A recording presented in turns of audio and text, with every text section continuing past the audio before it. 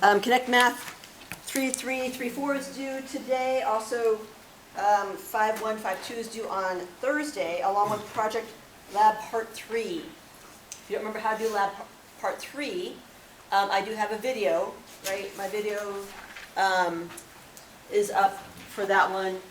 Next Thursday, those things are due. You can always turn in Project Part 3 late the following Tuesday. So if you go to, I sent everybody an email. Apparently I sent it last February 21st. That said, it said Project Part 3 is the title, and then here's the link for how to do Project Part 3 and for Excel. I sent that to everybody through Canvas on Friday, so you should go click on that link. And if you go to any one of my videos, though, and hit on this down here under my name, then you can go to playlists. Especially, you might have to subscribe to me first, I can't remember. But if you go to playlists, then every single lecture or thing that we've recorded is on here, right? If you go to 3.3 night, there'll be a whole bunch of videos for that one. Those are always up at some point during the morning, like before noon, often much earlier. So here it's like these part 1, part 2, 3, and 4 are up there. You click on project, then it has all the different things, right? So project part 3, project for night or evening, and then 2B, and then the other ones. So the evening when I kind of Google Sheets with you guys, the night when I kind of did the Excel version with them, so you can kind of look there. I don't want to do it over and over again because you can look. I spent 23 minutes going over that. If we take 23 minutes out of every class, we're going to get here late every single time. That's no good, right? We're going to be rushed and not cover stuff. So if you want to refer back to those, watch those videos. That would be my suggestion. Okay, moving on. Let's take a look at where we are. Remember the z value? It's the number of standard deviations a value is above or below the mean. How do you find it? You take your value, whatever the values you want a z-score for, subtract the mean, divide by standard deviation. For a sample, it will look like this. Z is equal to x minus x bar divided by s.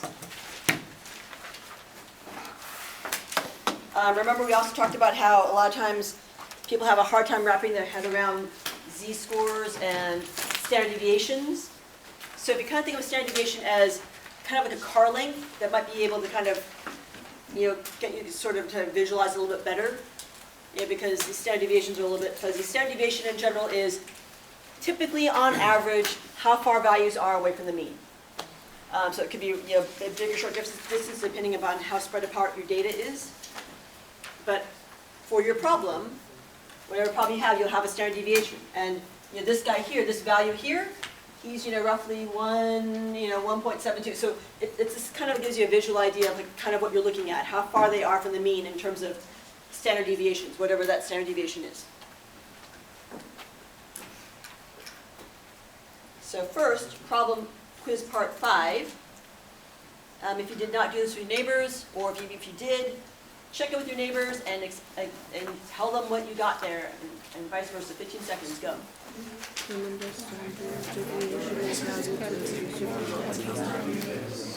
last one? Yeah, I can read it to you, but go ahead. Yeah.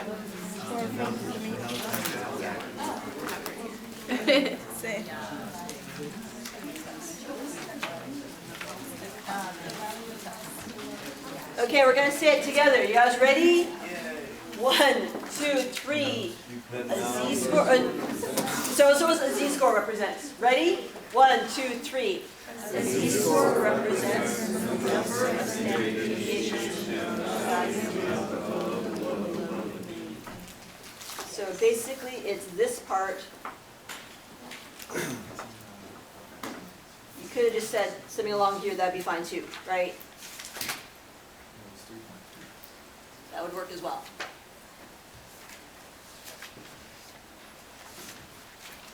Remember z values, standard deviations. Every problem is going to have a different size standard deviation depending upon how spread apart the data is. If the data is really spread apart, then it's going to have a very large standard deviation. If the data is all squished in together, it's going to have a small standard deviation.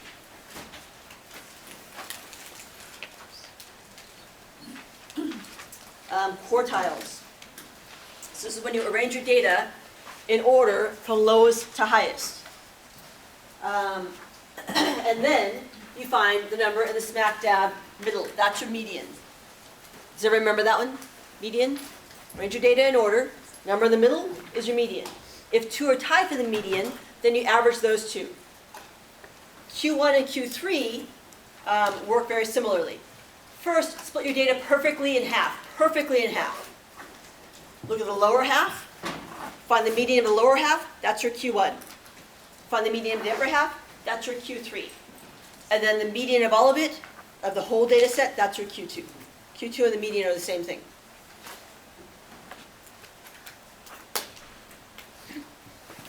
Five-number summary, if you guys remember from last class, that is the minimum value, first quartile, second quartile, third quartile, and then the max. So these 5 things.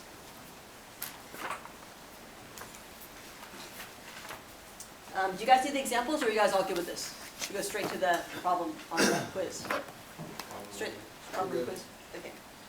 All right. So first, you need to put it in order. If you don't put it in order, it makes no sense. So let's put this in order. 3, 16, 17, 19, and then 24, 24. Can I split it perfectly in half?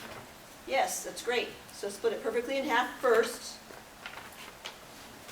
Then I look at the lower half. What's my median of the lower half? 16. There's only one number in the middle, so that's my Q1. Median of the upper half? Again, one number in the middle. That's my Q3. And then for Q2, there's no number right in the middle, so I have to average those two. That's my Q2. Everybody okay with that part? So that's my Q1, my Q2, and my Q3. Next, find the 5-number summary. So this one, I left it in order for you to save you some time, since you showed you how to do it from the previous problem. So now can I split my data perfectly in half? No. So split it in half as well as you can with this one guy in the middle. And then find the median of your lower half. There's 2 tied for the middle. So if I average those, I get 33. In the upper half, there's also 2 tied for the middle. So that's my Q3. Sorry, Q1 and Q3. Good? There's one number smack dab in the middle. That's my Q2. And then I also have my min and my max. So my 5-number summary is going to be 2, 33, 38, 62, 70. Everybody on board with that? Questions? No? Box plot. Clayton, go ahead and read. A box plot or box and district diagram of the graphic data. A graph of a data set that consists of a line extending from the minimum value to the maximum value, and a box with lines drawn at the first quartile, Q1, median, and the third quartile, Q2. Right. So you're going to go through Q1, to the median, Q2, and Q3, wherever they are. Box it, and you're going to draw lines out to the min and the max, wherever they are. No idea. They might be like this, wherever they are. So again, the critical thing is this. Who thinks that box plots are pretty easy, right? Super easy. They're going to be some of the easiest 3 points on the exam. The key is you need to have a number line along the bottom before you even start thinking about your points. Think about what your minimum and your maximum is. Make sure you cover from your minimum and the maximum, and just go by 10s or 20s, right? 0, 10, 20, 30, 40, 50, 60, 70, 80, whatever. Then go ahead and plot your points. So here, our points are 2 to 70, is that right? 0. So I need to go from 0 to 70. So when you do it, just go 0, 10, 20, 30, 40, 50, 60, 70. Be careful, because you don't want to do this. 0, 10, 20, 30, 40, oh, I'm running out of space, 50, 60, 70. That's gonna get you in trouble, right? So instead, kind of, err on the side of caution and maybe have, it's better to have sort of a smaller one, 10, 20, 30, 40, 50, 60, 70, and not use that space. That's maybe a little more. And that's totally fine, right? Just, keep that in mind. All right, so where are we? We are at, this is 20, that's 40. You have to label all of them, just label some of them so it's clear what they are. And then our points were 2, and then what else? 33, 33, 38, 38, 62, and 70. 62, and 70. Perfect, thank you. And then you're going to draw a box through these guys, around these guys, through the middle, and then little whiskers out to the ends. Good? So you can see it's really spread out there, and kind of a bunch of data gets scrunched up here, kind of spread out there, and then kind of scrunched up there again. Good? What it should not be is it should not just be this. 2, what is that, 33, 38, 62, and 70. This will lose you those 3 easy points, right? You can't tell anything from that data. You have to read it. You should be able to tell by looking at it what's going on with the stuff. Don't just draw a picture and throw numbers in. That's not a box plot. That's a list of numbers, basically. Okay, good. Outliers. Noe, go ahead and read. An outlier is a value that lies very far away from the vast majority of the other values in a data set. An outlier can have a dramatic effect on the mean and the standard deviation. A data value less than Q1 minus 1.5 IQR or greater than Q3 plus 1.5 IQR can be considered an outlier.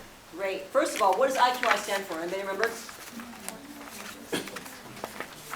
Good. Quartile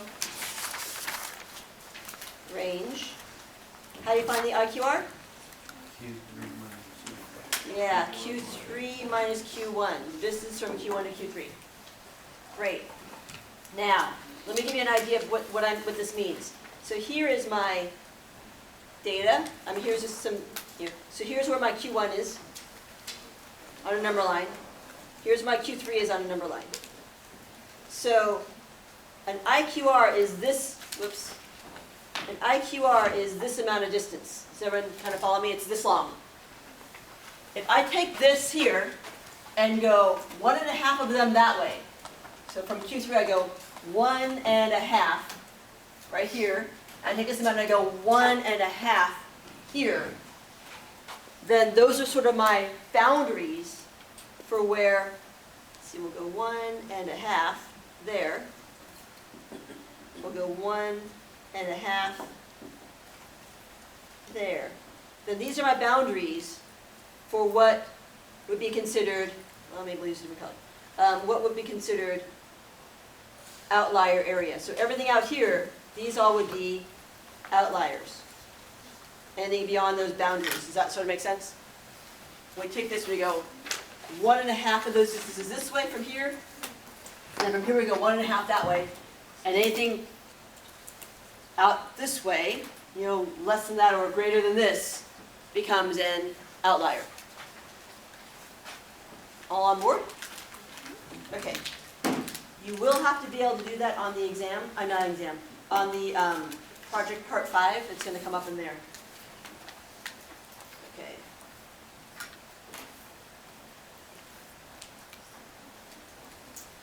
How about, Allie, go ahead and read. A discrete probability distribution consists of the values of random variables and assumed and the corresponding probabilities of the values. The sum of the probabilities of all events in a sample space out to 1. Each Good. probability. Oh, you keep going. Sorry, my Each bad. probability is between 0 and 1. Perfect. So remember, discrete probability distribution is when you list out every single possible outcome, that's your sample space, and then the probabilities for each of those. If you add up all the probabilities in a sample space, you darn well better get what?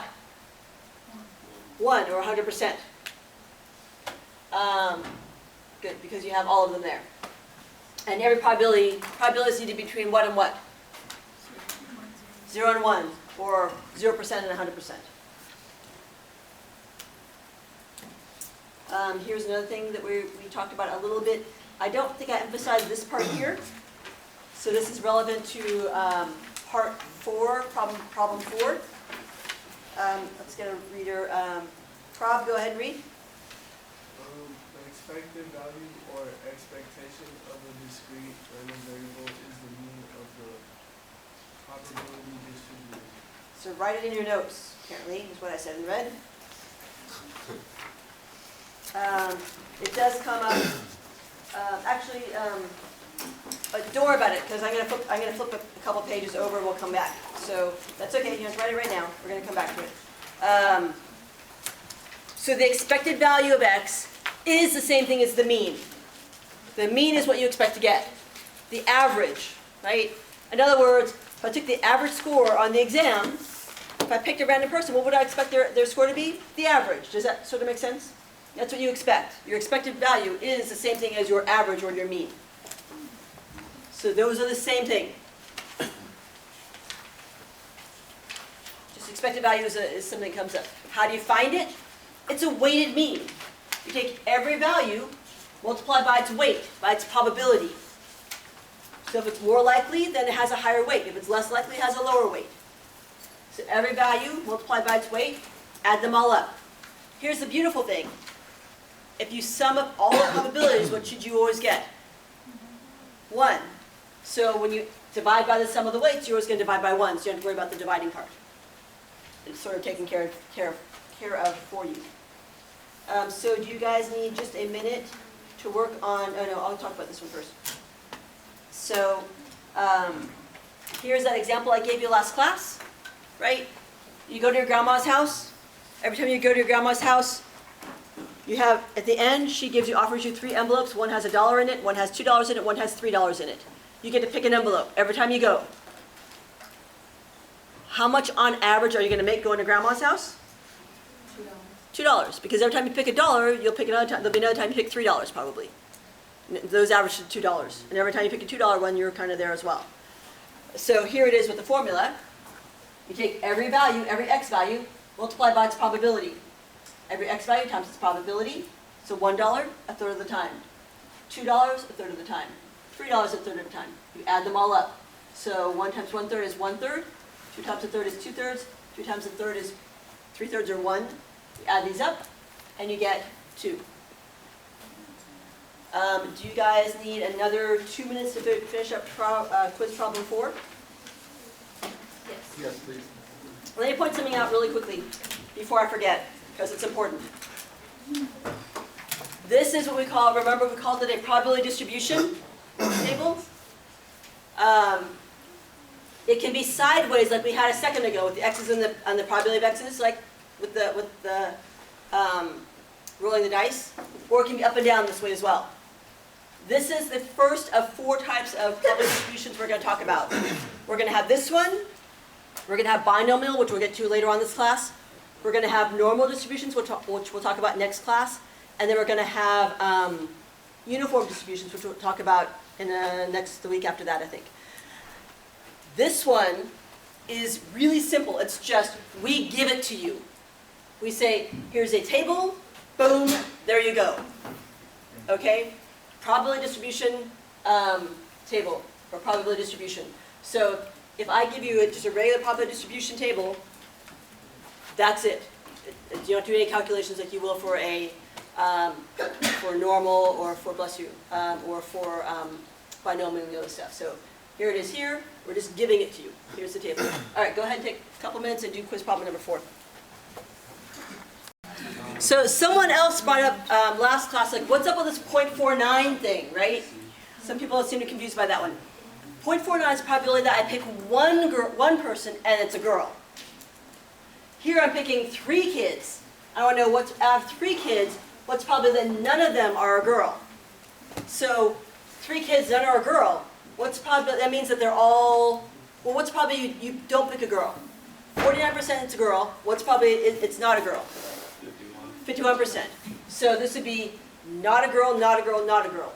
51% times 51% times 51%. 0.51 to the 3rd power. That's where this comes from. What about all girls? 0.49 times 0.49 times 0.49, right? Girl, girl, girl. What's probably of girl, girl, girl? 0.49 times 0.49 times 0.49. Girl and girl and girl, and we multiply. So 0.49 times 0.49 times 0.49, that's where this one comes from. That's this. And then these ones are exactly 1 girl. So it means it could be girl, boy, boy, boy, girl, boy, or boy, boy, girl. If you find those probabilities and you add them up, you'll get this one. And this one would be 2 girls. So girl, girl, boy, girl, or boy, girl. You find those probabilities, you add them up, you'll get this one. So that's where these come from. That's why that 0.49, that's where that 0.49 comes into play. But we just gave it to you, so you don't have to worry about it. All right, let's take a look at it. So remember, the expected value is every value multiplied by its probability. You add them all up.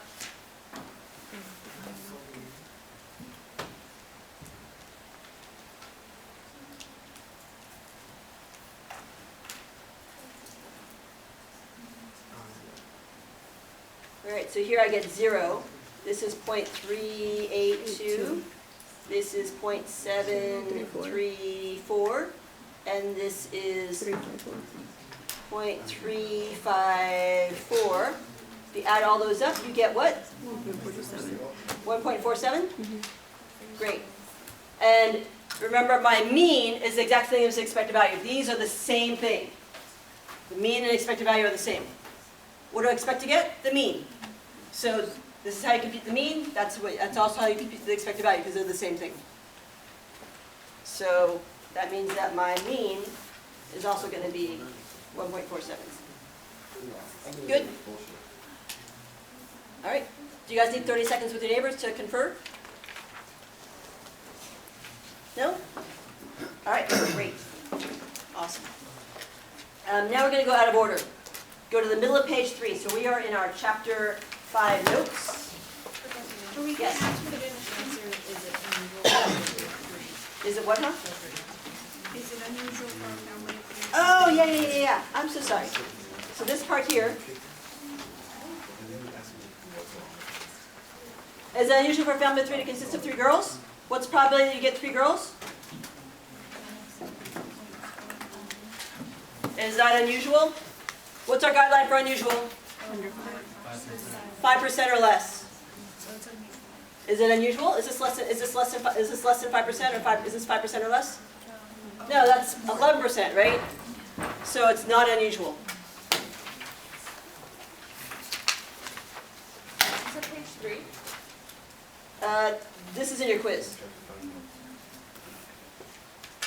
Not 5% or less.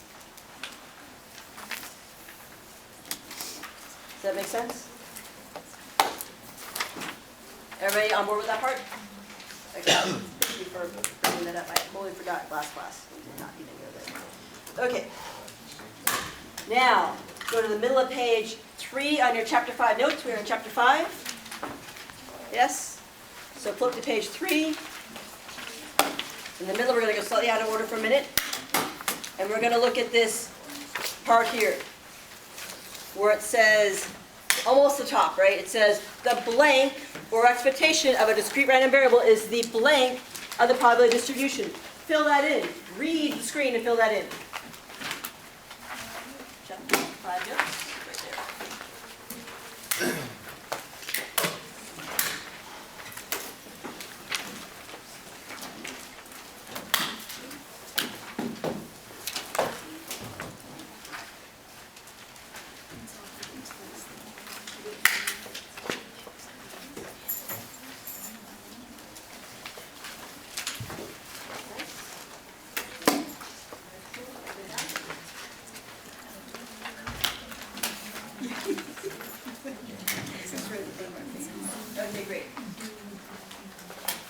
again, just like we said before, so write these in your notes. The expected value is the same thing as the mean. They are the same. You take every x value, multiply by its probability, add them up. It's a weighted mean. So I think, do you guys want a sample or are you guys good to go? Here we go. Good to go?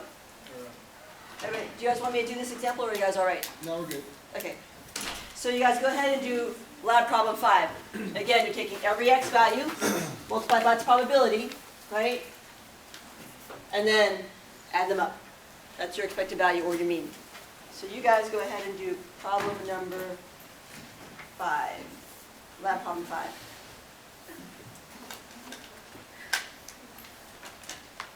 Oh, let me explain this one more time real quick. So what happens here is, if I have these balls, a 1, a 3, a 5, an 8, and a 13 bouncing around, and I pick them, if I picked over and over again thousands of times and averaged all those draws, I would get, on average, I get 5.5 and a third, 5.333, something really, really close to that. If I drew thousands of times and just averaged all those times. So that's the idea of this. Yours is a little bit tougher. Here's yours. How about a reader? Michael, go ahead and read. Life insurance. A 35-year-old woman purchases a $100,000 term life insurance policy with an annual payment of $360. Based on a period life table for the United States government, the probability that she'll survive the year is 0.999057. Find the expected value of the policy for the insurance company. Right, life insurance policy. Who knows what life insurance is? Okay, who isn't sure what life insurance is? If you're not sure, have you watched one of those murder mystery things where like the wife kills the husband for the insurance money? Right? Way to ease into it. Right? So what that is that she has this insurance policy on her husband. If he dies of non-murder causes, then she'll get X amount of money. Right? In this case, if this lady dies of non-murder causes, accidental death, she'll get, her family will get, her beneficiaries will get $100,000. Who pays for that? Does God pay for that? He just drops in $100,000? Yeah, the insurance company pays for it. Do you guys see what I'm saying? The insurance company pays that out. If you have an insurance policy, if you have an insurance policy in your car, who has car insurance? Your car gets crashed. Who pays for that? The insurance company. Make sense?